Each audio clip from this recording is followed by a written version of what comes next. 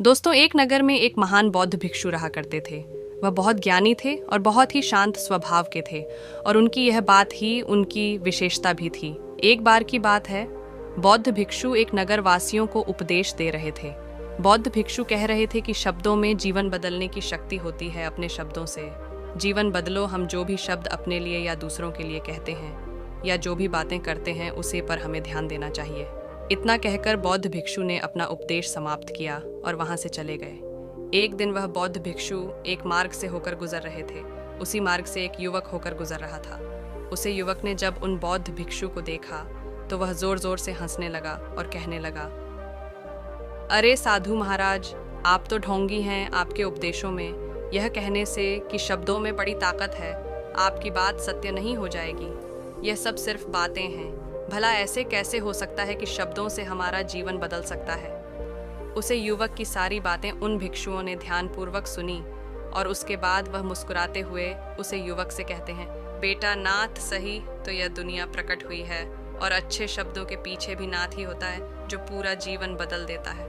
वह बौद्ध भिक्षु उसे युवक से कहते हैं, मैं तुम्हें अपने अनुभव से बता रहा हूँ, लेकिन फिर भी तुम्हें यकीन ना हो तो तुम इसे खुद आजमा कर देख सकते हो। उन बौद्ध भिक्षु की यह बात सुनकर युवक थोड़ा सा गंभीर हो गया। उसने काफ़ी देर सोच विचार किया और उसके बाद उन बौद्ध भिक्षु से कहता है गुरुवार, अगर ऐसी बात है तो आप मेरे साथ चलिए। मेरा छोटा भाई है जिसकी उम्र करीब 25 वर्ष है और उसे न जाने क्या हुआ है। वह करीब 3 वर्षों से कुछ भी नहीं करता, बस लेटा रहता है। दिन भर वह कुछ न कुछ सोचता रहता है। उसकी यह हालत देखकर हम सब बहुत परेशान हैं। माता पिता भी बहुत चिंतित रहते हैं। हम सब ने कई तरीके अपनाए, कई योजनाएं अपने, लेकिन कुछ भी काम नहीं आया। हमने कई बार उससे बात करने तक की कोशिश की, लेकिन वह हमसे कुछ भी नहीं कहता। परिवार का हर एक सदस्य पूरी तरह से थक चुका है, हार चुका है। आखिर वह क्या करना चाहता है, किसी को कुछ नहीं पता। तो हमारे शब्दों से उसका जीवन क्यों नहीं बदला? और जैसा कि आप कह रहे हैं कि शब्द सचमुच जीवन बदल सकते हैं, तो क्या आप मेरी मदद करेंगे? इस पर बौद्ध भिक्षु मुस्कुराते हुए उसे युवक के साथ चल पड़ते हैं। वह युवक उन बौद्ध भिक्षु को एक खेत में ले जाता है और अपने भाई की तरफ इशारा करके कहता है गुरुवार, यही मेरा भाई है जो पूरे गांव में आलस और मक्कारी के लिए मशहूर है। आप कहते हैं कि शब्दों में वह शक्ति है जो हमारा जीवन बदल सकती है। तो क्या आपके शब्द इसका जीवन बदल सकते हैं? अगर यह सत्य है तो आप इसका जीवन बदल कर दिखाएं। उन बौद्ध भिक्षुओं ने उसे युवक के भाई को ध्यानपूर्वक देखा। वह एक पेड़ की छाव में आराम से सो रहा था। जब बौद्ध भिक्षु उसे युवक के भाई के पास पहुंचे और आराम से उसके सर पर हाथ फिरते हुए कहते हैं, उठो बेटा, बहुत देर हो चुकी है। यह सोने का समय नहीं, यह तो जागने का समय है। उन बौद्ध भिक्षुओं की आवाज़ सुनकर वह लड़का थोड़ा सा आज रात में पड़ गया। आखिर कौन है जो मुझे इतने प्यार से जाग रहा है? वरना सभी गांव वाले तो मुझे आलसी और मक्कार ही कहते हैं। आखिर कौन है जो मुझे इतना अपनापन दिख रहा है? उसने आंखें खोली और आंखें मलते हुए उसने पूछा, है गुरुवार, आप कौन हैं और यहाँ क्यों आए हैं? इस पर बौद्ध भिक्षु उसे युवक से कहते हैं, बेटा, ये प्रश्न तो मैं तुमसे करना चाहता हूँ। तुम कौन? यही तो हो तुम्हें जानने की आवश्यकता है। उन बौद्ध भिक्षुओं की बात सुनकर वह लड़का जोर से हंस पड़ता है और कहता है गुरुवार, यदि आपको मेरे बारे में जानना है तो जाइए और गांव के किसी भी सदस्य से पूछ लीजिए। आपको पता चल जाएगा कि मैं कौन हूँ। आपसे हर कोई यही कहेगा कि वह तो आलसी है, मक्कार है, तरह तरह के ताने सुनेंगे, तरह तरह की बातें कहेंगे।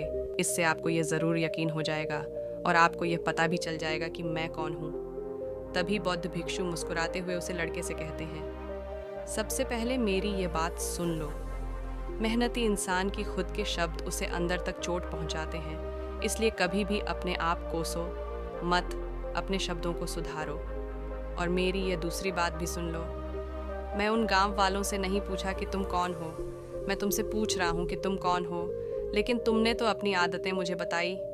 आलस तुम्हारी पहचान नहीं, तुम्हारी आदत हो सकती है, और इंसान नहीं, उनकी आदतें खराब होती हैं। इसलिए बेटा, तुम आलसी और मक्कार नहीं हो, यह तो तुम्हारी आदत है।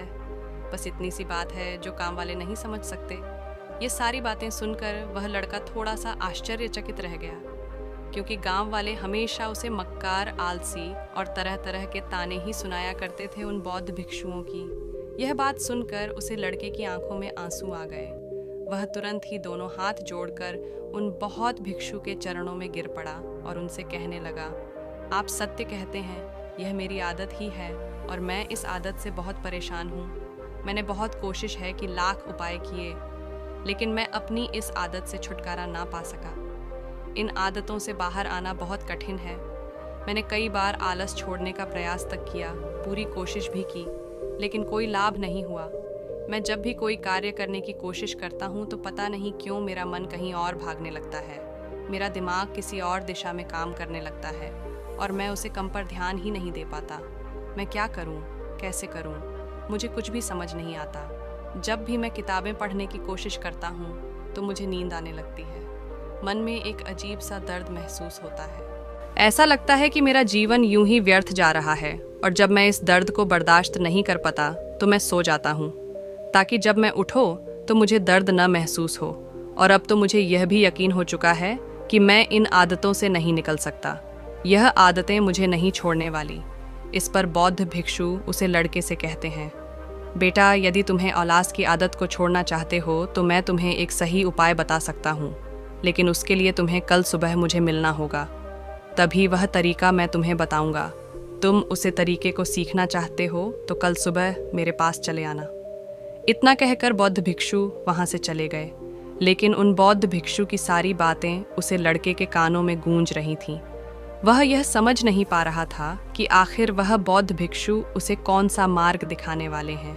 वह ऐसा कौन सा उपाय बता देंगे जिससे उसके जीवन से अलसी हमेशा के लिए खत्म हो जाएगा। देखते ही देखते रात हो गई। रात भर वह अपने बिस्तर पर करवट लेता रहा और उन बौद्ध भिक्षु की बातों के बारे में सोचता रहा। इसी प्रकार देखते ही देखते सुबह हो गई और वह लड़का उन बौद्ध भिक्षुओं के पास जा पहुंचा। वह लड़का उन बौद्ध भिक्षु को प्रणाम करता है और कहता है, गुरु, जैसा कि आपने कहा था, लीजिए मैं आ गया। अब मुझे वह मार्ग बता दीजिए जिसे मैं अपने जीवन से इस आलस को निकाल सकता हूँ।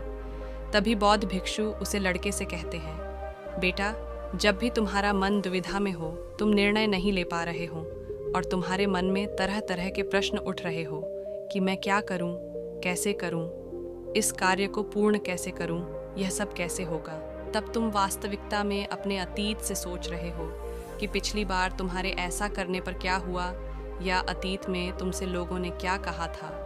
तो आज से कभी भी अपने अतीत से नहीं बल्कि भविष्य से सोचो। इस पर लड़का कहता है, भविष्य से वह भला कैसे? तभी बौद्ध भिक्षु से लड़के से कहते हैं, मान लो कि तुम्हें आज किसी भी चीज की कमी नहीं है। तुम्हारे पास वह सब कुछ है जो तुम चाहते हो। तुम्हारे पास हर सुख सुविधाएं हैं, तो बताओ तुम अपना जीवन कैसे व्यतीत करना चाहोगे? उन बौद्ध भिक्षु की यह बात सुनकर वह लड़का कुछ देर के लिए सोच में पड़ गया, क्योंकि आज तक उसने सभी गांव वालों के केवल ताने ही सुने थे। किसी ने भी आज तक उसके जीवन के बारे में उससे ऐसी बात नहीं की थी और वह गुरुवार उसे आने वाले भविष्य के बारे में उससे बातें कर रहे थे। उन बौद्ध भिक्षु की यह बात सुनकर वह लड़का खुद से प्रश्न करने लग गया कि अगर मेरे पास सब कुछ होगा, धन की कोई कमी नहीं होगी और सारी सुख सुविधा होगी, तो मैं अपना जीवन कैसे व्यतीत करूंगा? कुछ देर सोच विचार करने के बाद वह बौद्ध भिक्षु से कहता है, हे गुरुवार, मैं यह दुनिया घूमना चाहूँगा, पहाड़ों पर चढ़ना चाहूँगा, समुद्र की भेंट पर चलना चाहूँगा और मैं एक बहुत बड़ा व्यापारी बनना चाहूँगा। तभी अचानक उसे लड़के का ध्यान टूट गया और वह उन बौद्ध भिक्षु से कहता है, परंतु है गुरुवार, यह सब कैसे संभव होगा? केवल मेरी मात्र सो लेने से तो यह सब पूरा नहीं होने वाला। उसके ऐसे रहते ही अतीत में बीती हुई सारी घटनाएं उसकी आंखों के सामने से गुजरने लगी और वह एक बार फिर से निराश होने लगा। और अब वह यह सोचने लगा कि मेरे पास तो पैसे ही नहीं हैं, तो मैं भला व्यापार कैसे कर सकता हूँ? नहीं मेरे पास व्यापार का कोई अनुभव। ऐसी स्थिति में मैं भला यहाँ से कैसे निकाल? उसे लड़के के इस प्रश्न का जवाब देते हुए वह बौद्ध भिक्षु उसे लड़के से कहते हैं, बनते हर रात में सोने से पहले तुम हर दिन अपना लक्ष्य एक कागज पर लिखो और सुबह उठकर सबसे पहले तुम उस लक्ष्य को देखो और सोचो कि उस लक्ष्य को पाने के लिए तुम आज क्या कर सकते हो, और जो भी तुमने उसे कागज पर लिखा होगा उसे कार्य को उसी दिन पूरा करने की हर मुमकिन कोशिश करो। इस पर वह लड़का कहता है, ठीक है, आप सच कह रहे हैं, लेकिन जब मैं बहुत सोचने लगता हूँ तो मेरा मन बेचैन होने लगता है और मन में तरह तरह के विचार उठने लगते हैं, और इन विचारों को शांत करने के लिए मैं सो जाता हूँ ताकि वह विचार मुझे परेशान ना कर पाए। उसे लड़के की इस समस्या का समाधान करते हुए वह बौद्ध भिक्षु उसे लड़के से कहते हैं, बेटा अंतर्मन की चाल को पकड़ो और शब्दों की मदद से नया भविष्य बनाओ। तभी लड़का कहता है गुरुवार, आप क्या कहना चाहते हैं? मैं आपकी बात समझ नहीं पा रहा है। बौद्ध भिक्षु मुस्कुराते हुए कहते हैं, बेटा कैसे होगा ये है, जो सवाल है यह सवाल नहीं बल्कि एक डर है जो तुम्हारे अंतर्मन में बैठा हुआ है, जो तुम्हें अगला कदम लेने से रोक रहा है, तुम्हें कदम आगे बढ़ने से रोक रहा है। यदि तुम वास्तविकता देखो तो किसी को भी नहीं पता होता कि वह कार्य कैसे होगा, लेकिन एक इंसान जब दृढ़ निश्चय कर लेता है तो वह अपने उद्देश्य को सामने रखकर लगातार प्रयास करता रहता है और वह अपनी सफलता प्राप्त कर ही लेता है। तभी वह लड़का उन बौद्ध भिक्षु से कहता है कि है गुरुवार, अगर ऐसी बात है तो मन में बार बार चिंता क्यों होती है? माँ बार बार बेचैन क्यों होता है? इस पर बौद्ध भिक्षु कहते हैं, बेटा क्योंकि तुम्हें डर है कि तुम कमज़ोर हो, तुम्हारे अंतर्मन में बैठा है कि तुमने कुछ कमी है, काम की नहीं हो, और यही कारण है कि तुम कोशिश करने से डरते हो, क्योंकि तुम्हारा अंतर्मन हमेशा तुम्हें रोकना रहता है।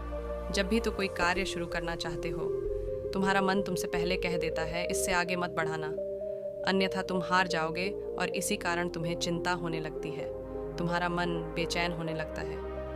तभी वह लड़का कहता है, गुरुदेव आपने जो कुछ भी कहा वह बिल्कुल सत्य है, लेकिन अब आप ही मुझे बताइए कि मैं इस परेशानी से बाहर कैसे निकालूं। इसका जवाब देते हुए वह बौद्ध भिक्षु उसे लड़के से कहते हैं, बेटा इस समस्या का समाधान बहुत ही आसान और सरल है।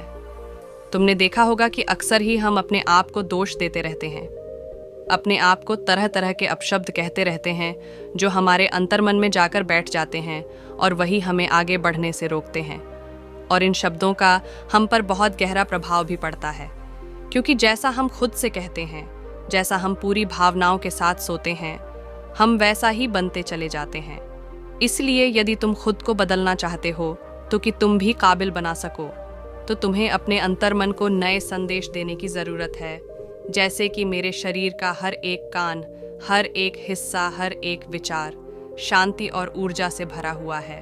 मैं दृढ़ संकल्प और आत्मविश्वास के साथ हर दिन के लक्षण को पूरा करता हूँ। मैं अपने कमज़ोरी को अभ्यास में बदलता हूँ, चिंता को ध्यान में बदलता हूँ। मैं उत्साह और ऊर्जा से भरा हुआ लगातार अपने लक्षण पर काम करता। ऐसे शब्द जब तुम खुद से कहोगे तो तुम शक्तिशाली महसूस करने लगोगे और तुम्हारी सारी चिंताएं खत्म होने लगेगी, क्योंकि यही शब्दों की ताकत है। वह तुम वही बना देंगे जो तुम खुद से कहोगे। तुम जितनी भावना के साथ यह वाक्य बोलते हो, उसे महसूस करते हो, उतनी ही भावनाओं से यह शब्द तुम पर असर करना शुरू कर देती है। धीरे धीरे यह शब्द तुम्हारे मन और व्यक्तित्व की सोच का हिस्सा बन जाएंगे। लेकिन मेरी एक बात याद रखना कि तुम्हारा अंतर्मन इतनी आसानी से हार नहीं मानने वाला। जब तुम आगे बढ़ोगे तो मौका मिलते ही वह तुम्हें पीछे खींचेगा। तुम्हारे अतीत के पीते हुए सारे कड़वे अनुभव तुम्हें याद दिलाएगा, ताकि तुम डर जाओ और एक बार फिर से अपने लक्ष्य का पीछा करना छोड़ दो। लेकिन तुम्हें इसकी चिंता नहीं करनी है। उन सकारात्मक शब्दों के कारण तुम्हारा मन सकारात्मक विचारों को स्वीकार करने लगेगा। आगे वह बौद्ध भिक्षु उस लड़के को चेतावनी देते हुए कहा, मेरी एक बात और याद रखना कि तुम्हारा ध्यान आलस पर नहीं होना चाहिए। अर्थात तुम्हें कभी आलस नहीं मिटाना, बल्कि तुम्हें एक नए भविष्य का निर्माण करना है, एक नए व्यक्तित्व का निर्माण करना है। तुम्हारा पूरा ध्यान केवल इस पर ही होना चाहिए। उन बौद्ध भिक्षुओं की बात सुनकर लड़का कहता है, ठीक है गुरुवार, आप जैसा कहते हैं मैं वैसा ही करूँगा। तभी वह बौद्ध भिक्षु उसे लड़के से कहते हैं, बेटा अभी तो मैं इस गांव से जा रहा हूँ, लेकिन कुछ सालों के बाद मैं वापस आऊँगा। इतना कहकर बौद्ध भिक्षु वहाँ से चले गए और वह लड़का अपने घर लौट गया। लेकिन अब उसे लड़के के मन में तरह तरह के विचार चल रहे थे। वह लड़का यह सोच रहा था कि अगर मैं अपनी मनपसंद जिंदगी जीने लगूंगा, अगर मैं दुनिया घूमने लगा, नए लोगों से मिलने लगा और अपनी पसंद का काम करने लगा, तो मेरी जिंदगी कैसी होगी। उस बात को ध्यान करके उसने एक कागज पर अपना लक्ष्य लिखा और लिखकर सो गया। अगली सुबह जब उसकी आंखें खुली तो उसने उसे पेपर पर लिखा हुआ लक्ष्य एक बार दोहराया उसके बाद वह कुछ देर के लिए शांत हो, तभी उसको उन बौद्ध भिक्षु की बात याद आई कि तुम अपने लक्ष्य के लिए आज क्या कर सकते हो। उसने खुद से सवाल किया कि मैं आज अपने इस लक्ष्य को प्राप्त करने के लिए क्या कर सकता हूँ। तभी उसे एक बार फिर से उसे पेपर की तरफ ध्यान दिया। उसे पेपर पर लिखा था कि मैं बाजार जाता हूँ और लोग व्यापार करने की कौन सी चीज़ है, कौन से सामान लेकर आते हैं। मैं उन चीज़ों को देखाता और उन चीज़ों को पता करता। ओह, करने के बाद तुरंत ही बाजार चला गया। वह अलग अलग दुकानों पर बैठा हूँ, उन्हें देखा, लेकिन उसे कुछ समझ नहीं आ रहा था क्योंकि लोग अलग अलग व्यापार कर रहे थे, अलग अलग तरह की चीज़ और सामान्य रहे थे, और किसी ने उसकी कोई मदद नहीं। बहुत उदास हो गया और निराश होकर वापस घर लौट आया। तभी उसे लड़के को बौद्ध भिक्षु की एक और बात याद आई। शब्दों में बहुत ताकत है और शब्द हमारा जीवन बदल सकते हैं। उसे वह सकारात्मक विचार याद आए। वह उन्हें सुबह शाम दोहराने लगा और अब से वह हर दिन ऐसा ही करता। देखते ही देखते 1 महीना बीत चुका था, लेकिन अब तक उसके जीवन में कोई लाभ नहीं आया था। अब वह लड़का यह सोचकर निराश होने लगा था कि उसके जीवन में तो कुछ भी परिवर्तन नहीं हो रहा। लेकिन 1 महीने के बाद उसे महसूस हो रहा था कि वह पहले से अच्छा महसूस कर रहा है। उसका दिमाग अब अच्छी तरह से सो पा रहा है। वह पहले से ज़्यादा चलने फिरने लगा है। धीरे धीरे उसे समझ में आने लगा कि जो लोग आगे बढ़ते हैं, महान काम करते हैं, उनकी सोच में कितना अंतर होता है। वे लोग हमेशा शक्तिशाली विचार सोचते हैं। दूसरों की छोटी सोच और डर से वह कभी प्रभावित नहीं होते। जब भी उनके सामने कोई मुश्किल आज पड़ती है तो वह घबराते नहीं, बल्कि उन समस्या के समाधान पर ध्यान केंद्रित करते हैं, और न ही वह कभी किसी का इंतज़ार करते हैं। वह केवल खुद पर विश्वास करते हैं और तुरंत ही कदम आगे बढ़ते। जब उसे लड़के को यह सारी बातें समझ में आने लगीं तो उसने अपने कदम आगे बढ़ने शुरू किया। उसने बिल्कुल वैसा ही व्यवहार करना शुरू किया। अब से वह कभी खाली नहीं बैठता था। जब भी उसका मन करता वह बाजार जाता और लोगों के बारे में जानता, समझना कि वह किस प्रकार व्यापार कर रहे, कौन सी चीज़ खरीद रहे हैं और किन चीज़ों पर उन्हें लाभ हो रहा है। और जब उसका मन करता तो अपने पिता की मदद भी करता था। वह अपने पिता के साथ मंडी में जाता, वहाँ पर जाकर मोल भाव करता। हमेशा कुछ ना कुछ सीखने में ही जुटा रहता है। तभी एक दिन गांव में एक मसाले का व्यापारी आया। उसे कुछ पढ़े लिखे नौजवानों की ज़रूरत थी जो माल की गिनती कर सके और हिसाब रखने का काम कर सके। वह लड़का अपने लक्ष्य को जानता था कि उसे क्या पाना है। उसे समझ में आ गया था कि इस काम से उसे बहुत कुछ सीखने को मिलेगा। बेहिचक उस सेठ के पास पहुंच गया। वह जानता था कि उसे काम के बहुत कम पैसे मिलेंगे, लेकिन फिर भी वह उसे काम को करने के लिए तैयार था। अब उसे लड़के की सोच पूरी तरह से बदल चुकी थी। अब वह बाकी लोगों की तरह नहीं सोचता था। बहुत ईमानदार और समझदारी से काम करता था। देखते ही देखते करीब 3 महीने बीत गए और अब व्यापारी यह समझ चुका था कि नौजवान बहुत ही समझदार है और वह उसे व्यापार में बहुत मदद करता है। इसलिए उसे मसाले के व्यापारी ने उसे लड़के को अपना सहायक बना लिया। उसे व्यापारी ने देखा कि इस लड़के की दिनचर्या सबसे अलग है कि हर दिन पढ़ता है, लिखना है, सुबह उठकर ध्यान करता है, हर दिन नई चीज़ सीखना है। परेशानी आई तू भी विचलित नहीं होता। ये सबसे सम्मान से बात करता है, सबका आदर करता है। देखते ही देखते 1 साल बीत चुके थे और अब तो व्यापारी नौजवान से बहुत खुश था। उसने धीरे धीरे उसे नौजवान को व्यापार के सारे गुण सिखा दिए और देखते ही देखते वह लड़का अब एक छोटा सा व्यापारी बन चुका था। और जब उसे लड़के के अंदर व्यापार की समझ आ गई तो उसने जड़ी बूटियां का व्यापार शुरू कर दिया और देखते ही देखे केवल कुछ ही वर्षों में उसे नगर का सबसे बड़ा व्यापारी बन गया। लोग उसे सबसे बड़े व्यापारी के नाम से जानने लगे। उसके नाम दूर दूर तक फैलने लगा। करीब 5 वर्षों बाद जब वह वापस अपने घर लौटा तो लोग बहुत हैरान थे। उसे देखकर लोग बहुत अचंभित थे।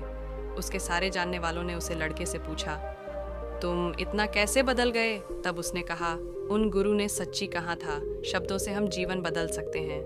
वैसे आपने आज की इस वीडियो से क्या सीखा, मुझे आप कमेंट में ज़रूर बताइएगा। उम्मीद है कि आपको आज की यह वीडियो ज़रूर पसंद आई होगी। तो इस वीडियो को लाइक और अपने दोस्तों के साथ शेयर भी ज़रूर कीजिएगा और हमें ऐसे ही सपोर्ट करने के लिए चैनल को सब्सक्राइब ज़रूर दबा दीजिएगा। मिलते हैं अगली वीडियो में, तब तक के लिए अपना ख्याल रखें। धन्यवाद और नमो बुद्धाय।